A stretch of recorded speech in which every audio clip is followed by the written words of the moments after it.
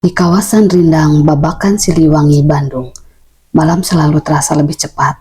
Pepohonan tinggi menutupi langit, membuat jalan di sekitar jalan Siliwangi tampak lebih gelap dari tempat lain di kota itu. Warga sekitar sudah terbiasa, tapi tidak semua berani melewati sendirian setelah lewat tengah malam. Konon bertahun-tahun lalu terjadi kecelakaan tragis di jalan itu. Sebuah mobil keluarga melaju cukup kencang di malam hari. Hujan tipis membuat jalan licin. Dalam sekejap ban kehilangan kendali. Mobil tergelincir berputar lalu menghantam pembatas jalan. Benturan keras itu membuat seorang anak perempuan terpental keluar. Tubuh kecilnya terlempar hingga ke pinggir jalan, tepat di bawah pohon besar yang akarnya mencuat ke permukaan. Di pelukannya masih tergenggam boneka kesayangannya, boneka lusuh dengan pita merah yang sudah mulai pudar.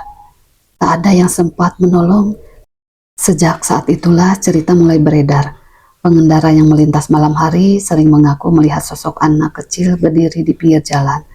Rambutnya menutupi wajah, bajunya kusam, dan di tangannya boneka itu masih ada.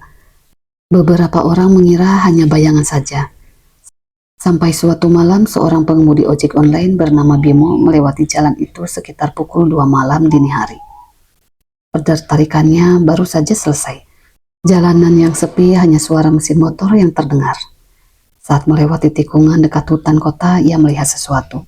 Seorang anak kecil berdiri di pinggir jalan. Bimo memperlambat motornya. "Dek, kamu ngapain di sini? Malam-malam?" tanyanya. Anak itu tidak menjawab.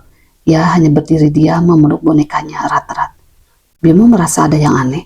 Tidak ada rumah di sekitar situ, hanya pepohonan gelap yang rapat. Ia turun dari motor berniat untuk mendekatinya. Langkahnya terhenti. Dari balik rambut panjang yang menutupi wajahnya terdengar suara pelan, seperti isak tangis.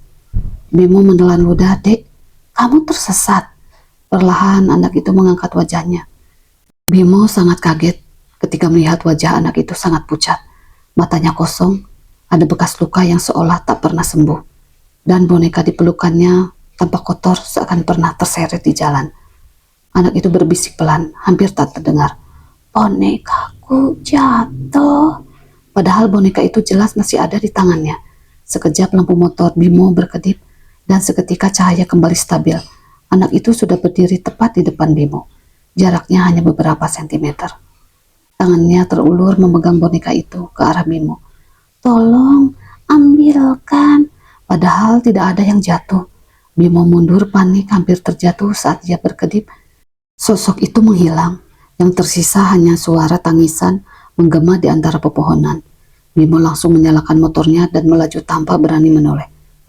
Sejak saat itu, Bimo tidak pernah mau mengambil order melewati Babakan, Siliwangi di malam hari.